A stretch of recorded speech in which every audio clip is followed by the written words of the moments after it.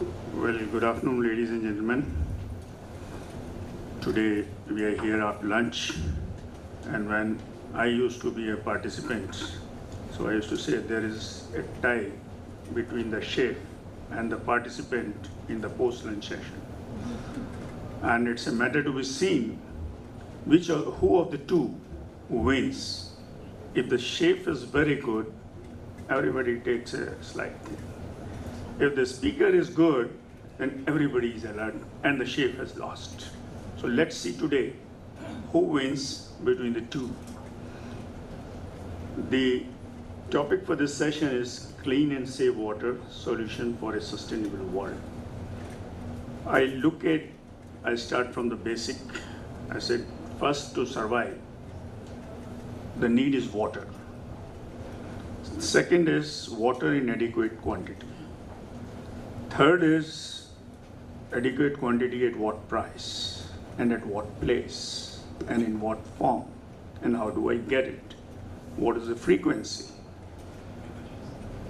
Somebody can say that, look, taking the water from the source water is polluted, it has impurities, it has compounds, it has metals, it has nitrates, and every possible conceivable thing.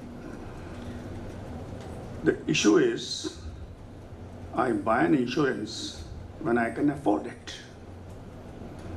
If I go on saving for every eventuality, a stage may come where I may starve.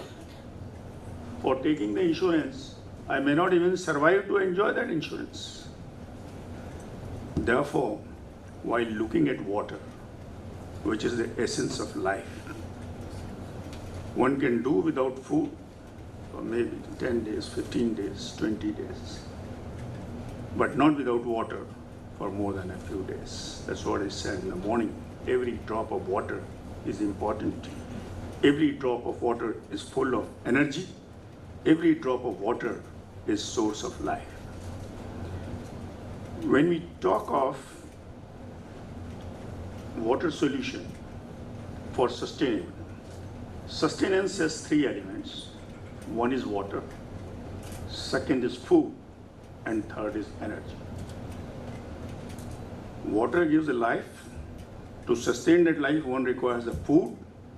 To have that food, the nexus between the two, that is life and water, has to be converted into food.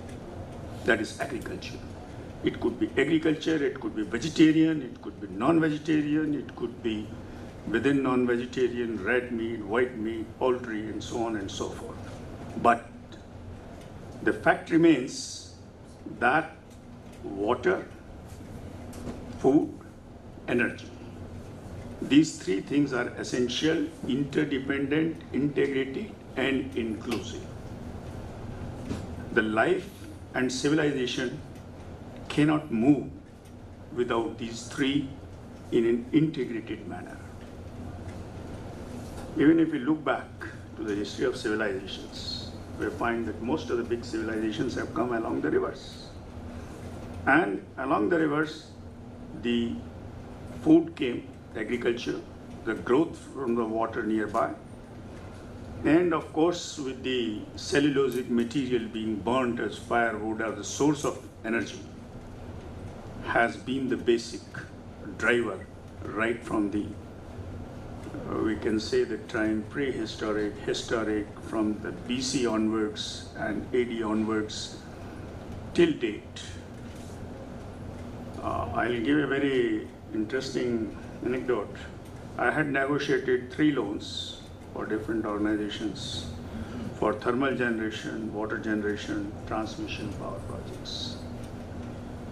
And one of the conditions was that R&R were really done to the standard and satisfaction of the lender. Now, this was a very vague term, and I failed to understand, so then I asked for elaboration. I said, what does it mean?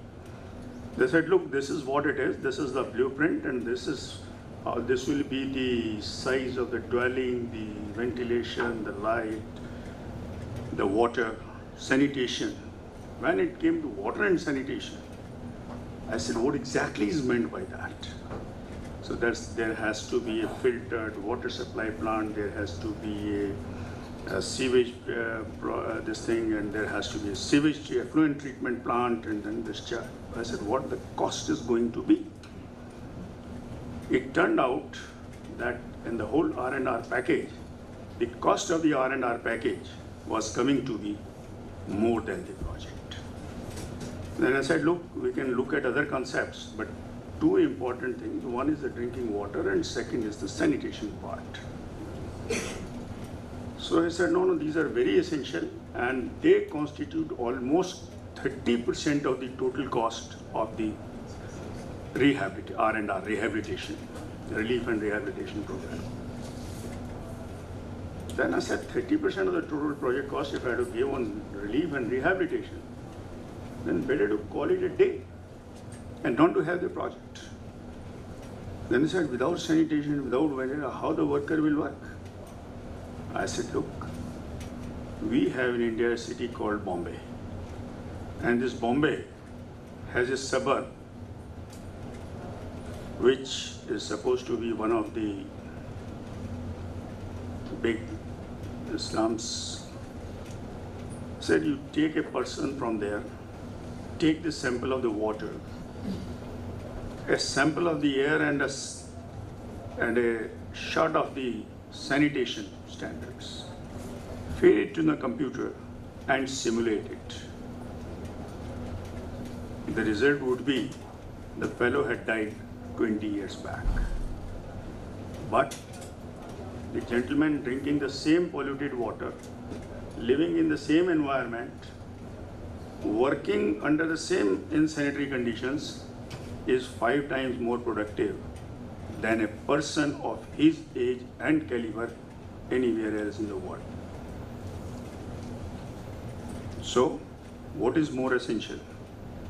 First, to have the water to survive, then to make sure that instead of waiting and waiting and waiting for better to come, to struggle, make best use within the natural ways, within the indigenous ways of handling that water and making it drinkable through that earthen pot, and carry on the life and the business. With this, gentlemen, I throw the floor open for speakers to speak and for the audience to ask questions, and we close at 4:30 sharp. Thank you.